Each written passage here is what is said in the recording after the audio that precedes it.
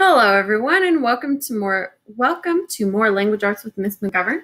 So we have been working on a story in our language arts book this week, and we're going to read this story one more time before we answer some specific questions from the story. All right, oops. Just wanted to make sure my video was nice and focused for you. So you're going to open your story up, your book up, to page number 60. Your book should match mine, and also you should really recognize this story because we have been reading it all week. Now, our genre is biography, which is a true story about someone's life. So our title is Mary Anderson's Great Invention. Our essential question: how can problem solving lead to new ideas? Read about how someone solved a problem and invented something new. Finger at the top of page 61. You might think that a ride in a bus or car is the same today as it was long ago.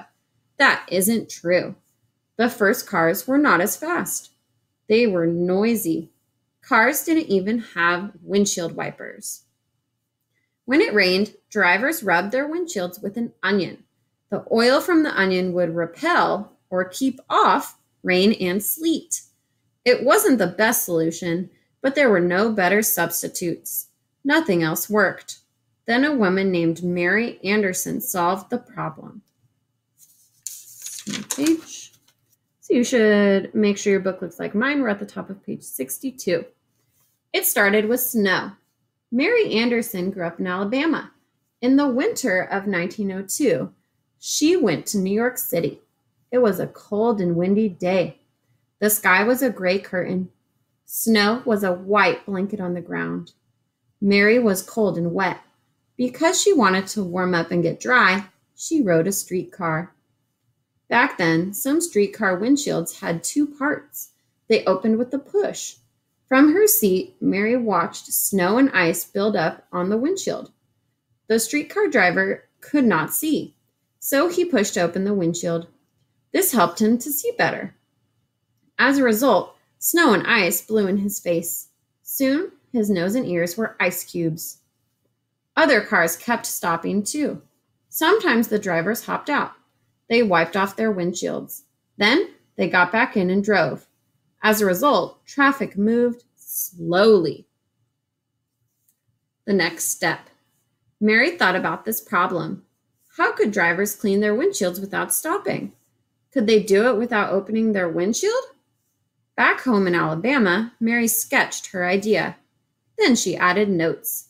She wanted to examine her solution to make sure that it worked. Next, Mary did her own investigation.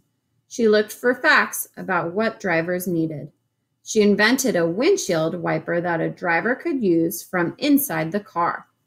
Then she worked out a design or plan. On paper, Mary's invention looked simple. She hoped drivers would find it easy to use. So look at the picture. It says Mary Anderson's windshield wiper. We have the window right here, and that's the wiper. And if you look, it looks like it's attached at the top. It says the first windshield wiper was moved by a handle inside the car. Turn the page. Should be on page 64, same as Miss McGovern. Mary had a model built. It was made of quality wood, rubber, and metal. Soon the model was ready to test. It was fitted on a windshield. The driver moved a handle inside the car. The handle caused a blade to move back and forth across the glass. It worked. Mary's idea was a gem. She felt encouraged and was sure it would sell. Solving the problem. Mary's windshield wipers solved a problem, but it took many years before people used them. That's because most people did not own cars. By 1913, more people bought and drove cars. Those cars had windshields. Finally, windshield wipers began to sell. Driving became safer and easier because of Mary Anderson's idea. Safer to drive. Cars from long ago were different from cars we ride in today. Here are some more inventions that helped make driving safer. The first seatbelts were used in 1885. Cars stopped at the first stop sign in 1915. Cars first used turn signals in 1938. So we have this picture, And then it says, talk about how Mary Anderson's solution to a problem led to a new idea. And then it says, what inventions have made your life better? So you're going to take the information from this story, Mary Anderson's great invention, and you're going to answer specific questions about the story. If you need to look back into the story, you can. It is on page 60 in your language arts workbook. All right. Good luck, and I will see you soon. Bye.